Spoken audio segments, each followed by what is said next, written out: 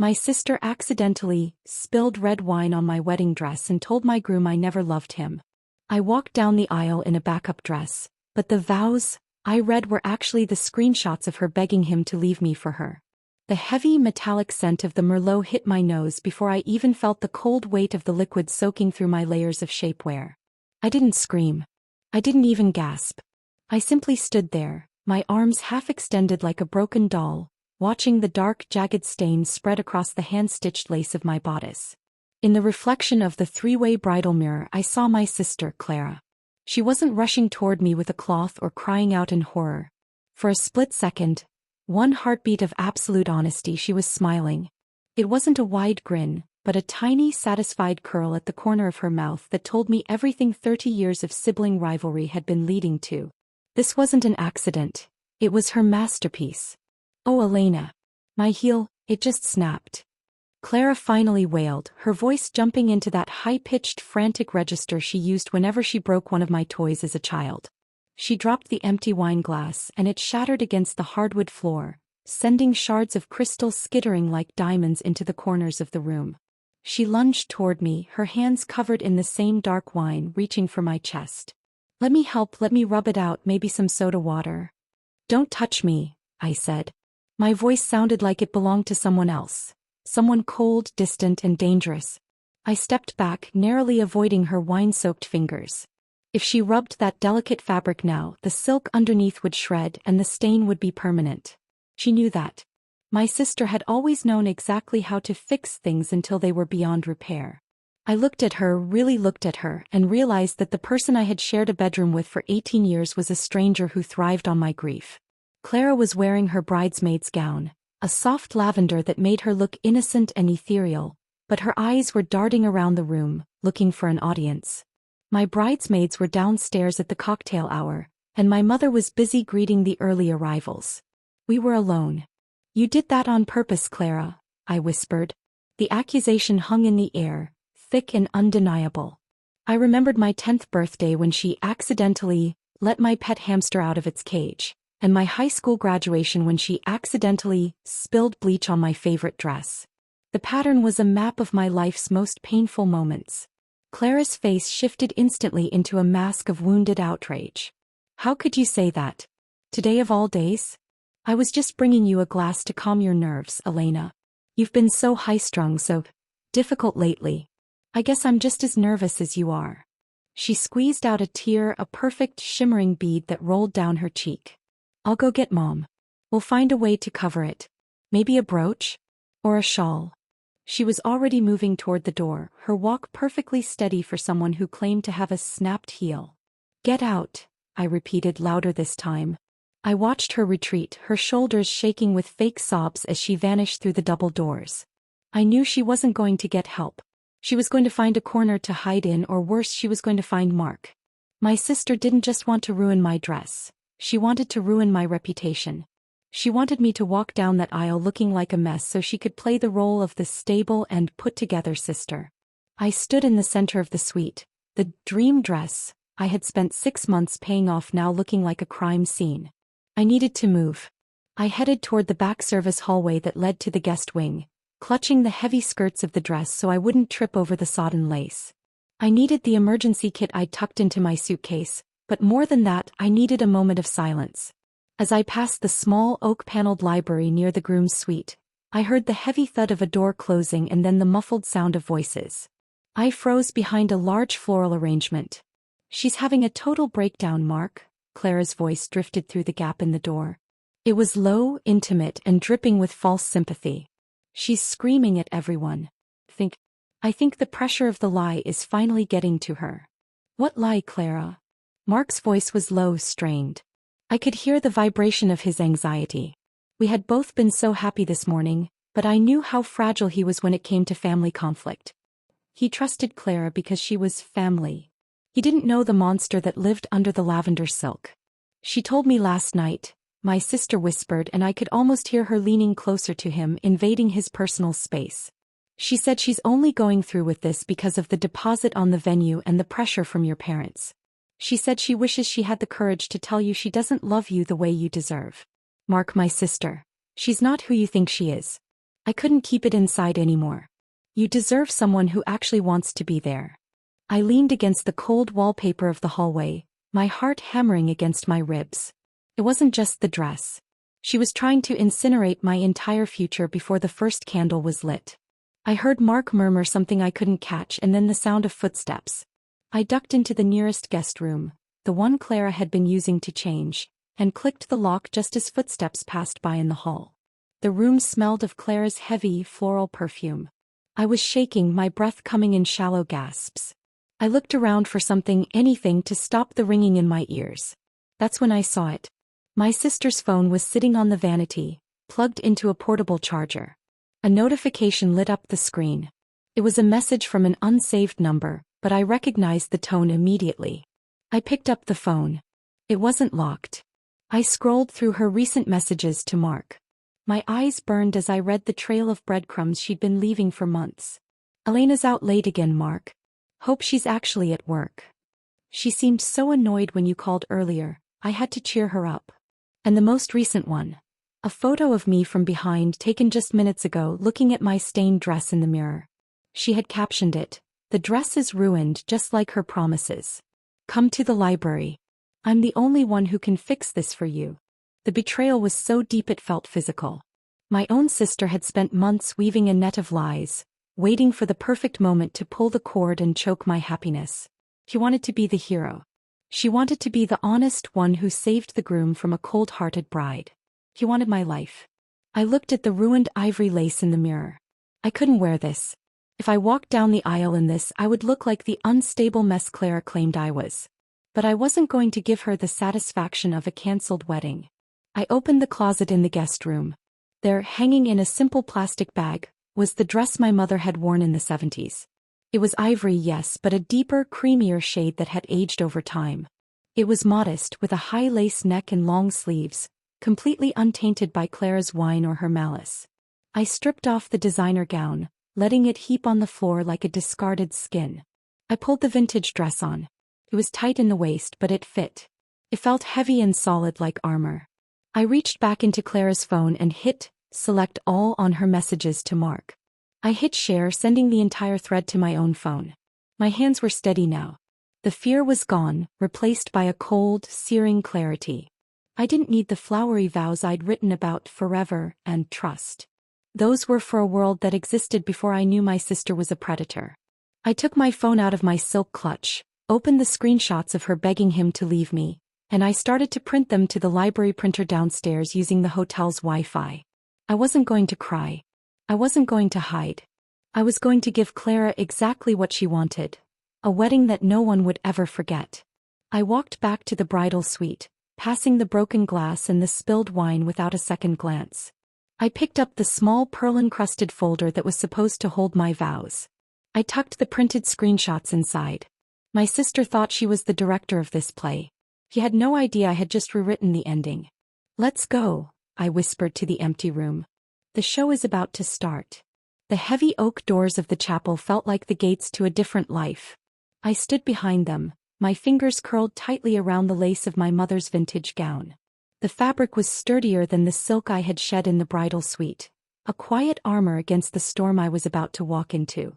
I could hear the faint melodic strains of the string quartet playing a classic processional, oblivious to the carnage that had just unfolded backstage. My heart didn't race. It thrummed with a low, vibrating frequency of pure, cold resolve.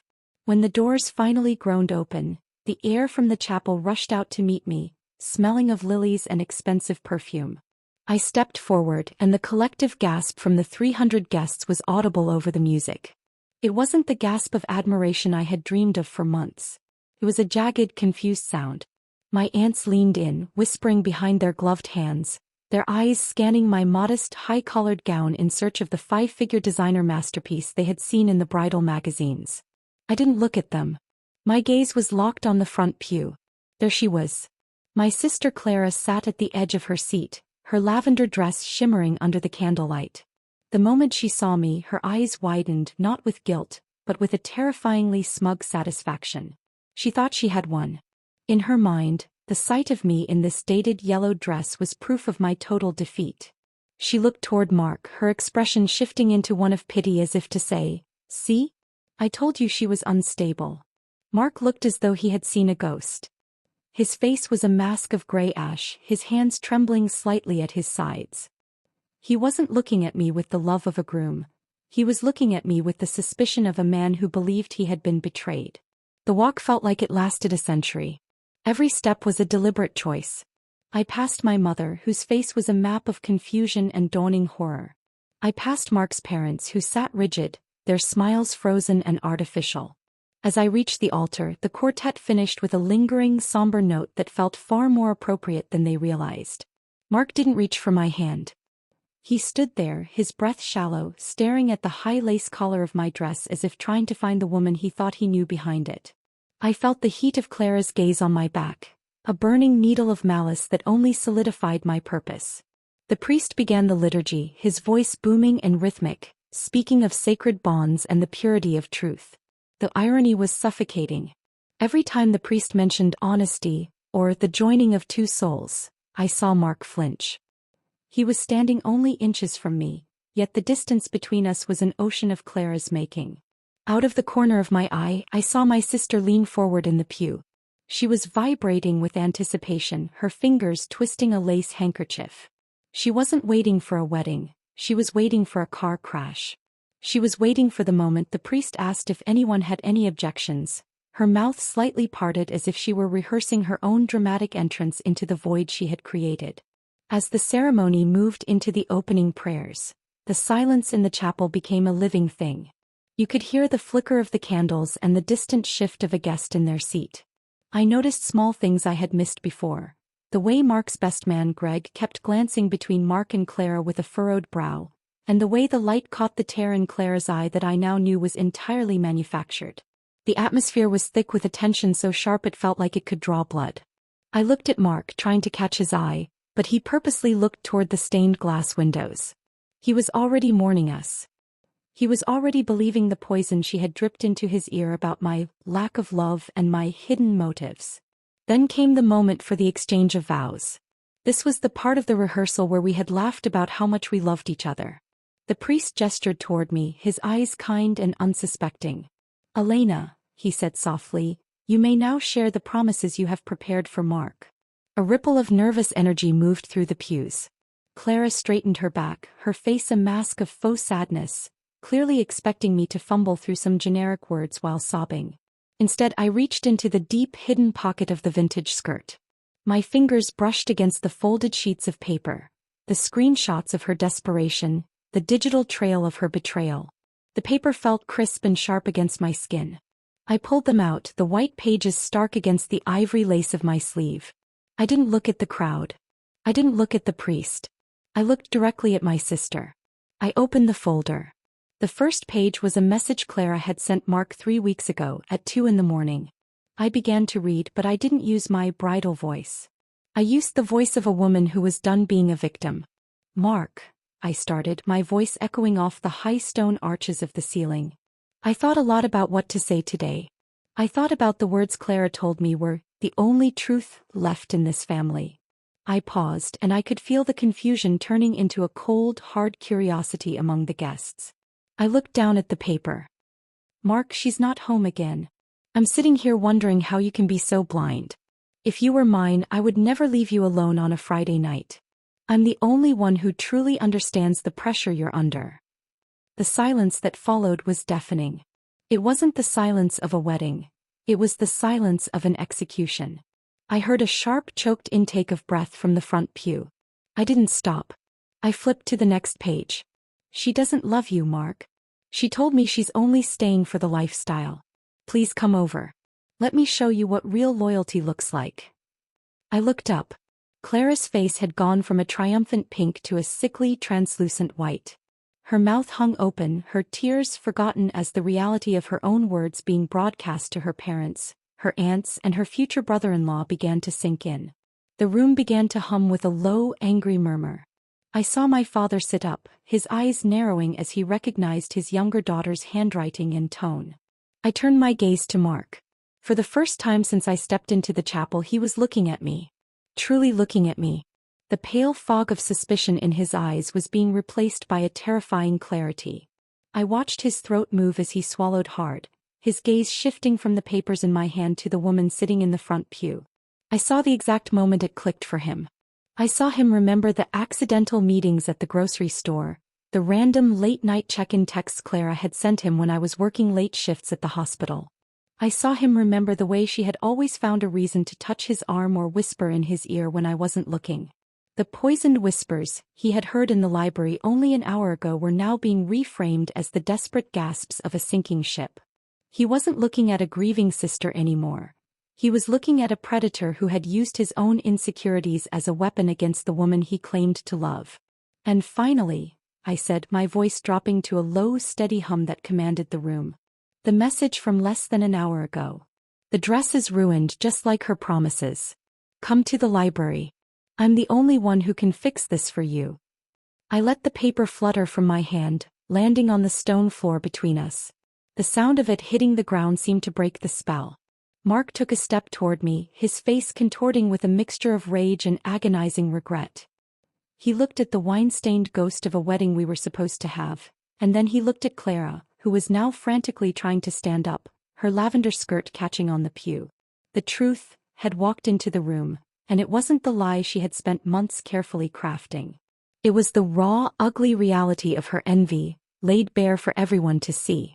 The silence that followed the final word of those printed messages was not peaceful. It was a vacuum that sucked the oxygen right out of the room. I watched as the neatly stacked cards of my family's reputation didn't just fall, they disintegrated. My mother, always the pillar of suburban poise, let out a strangled, low sound, her hand flying to the pearls at her neck, the same pearls I was wearing which now felt like a heavy iron chain. She looked at Clara, then at me, her face contorting as she realized the unfortunate accident, with the wine was merely the tip of a very dark, very deep iceberg.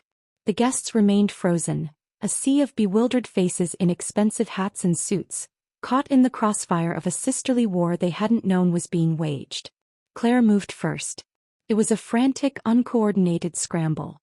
She tried to stand, her lavender skirts tangling with the mahogany wood of the pew, her eyes darting toward the side exit like a trapped animal. But my father, usually a man of few words and even fewer temper tantrums, stood up and blocked her path. His silence was more terrifying than any shout. "Sit down, Clara," he said, his voice a low vibration that seemed to rattle the altar candles.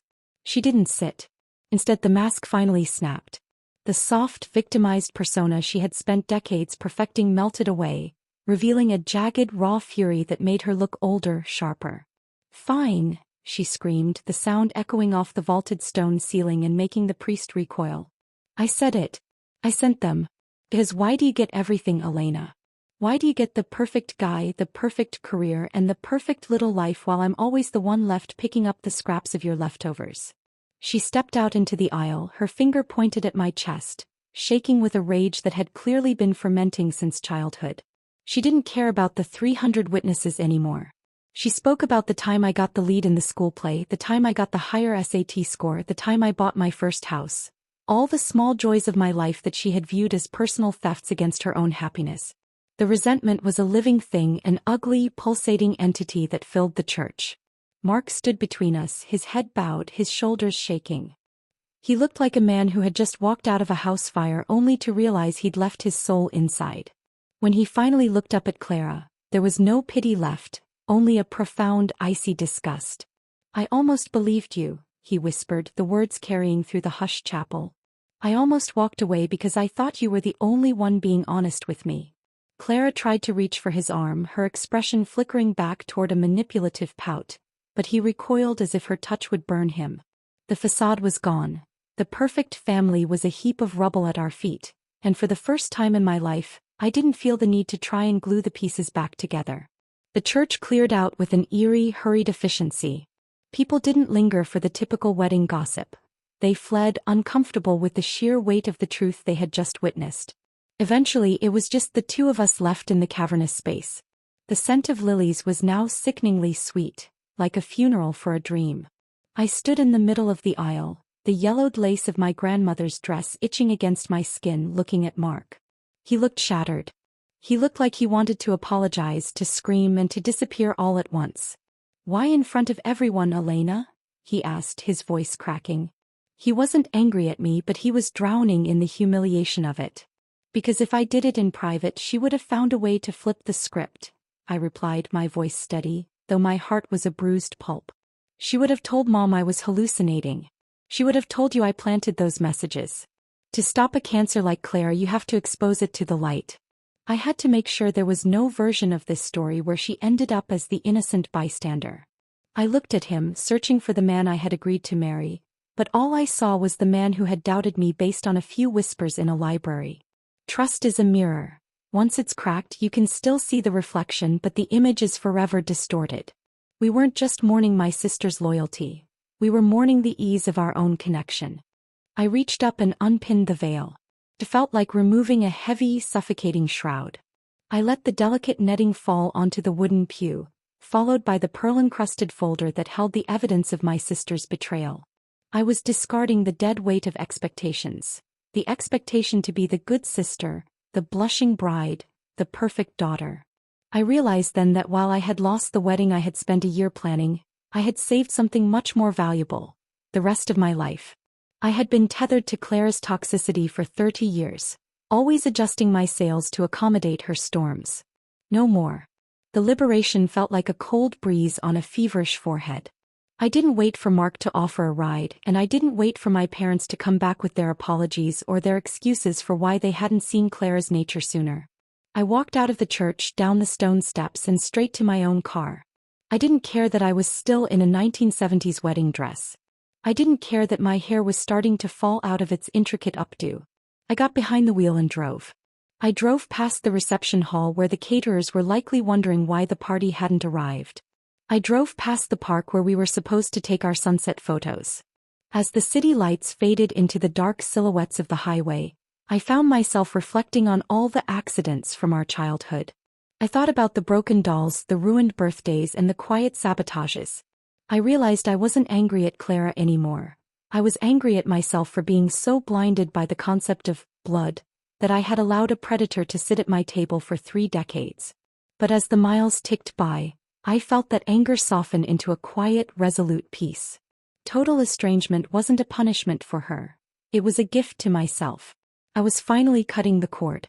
The sun was beginning to dip toward the horizon, painting the sky in bruises of purple and gold, when I pulled into a small roadside diner miles away from the chaos. I walked in, the bell above the door chiming a cheerful greeting that felt entirely surreal. An elderly waitress looked at me, eyes widening at the ivory lace and the high collar, but she didn't ask questions. She just pointed to a booth in the corner and brought over a pot of black coffee. I sat there, the yellowed lace bunched around me in the vinyl booth, and raised my mug in a silent toast to the empty seat across from me. I thought about vows, the real kind. Not the ones whispered in front of a priest to appease a crowd, but the ones you make to yourself in the middle of the night when everything has fallen apart. I promised myself right then that I would never again let a lie go unchallenged for the sake of peace. I promised that I would value my own truth over someone else's comfort. I had lost a husband-to-be, a sister, and a wedding gown in a single afternoon, but as I took a sip of the bitter coffee, I realized I had finally found the woman who was wearing the dress. And she was more than enough.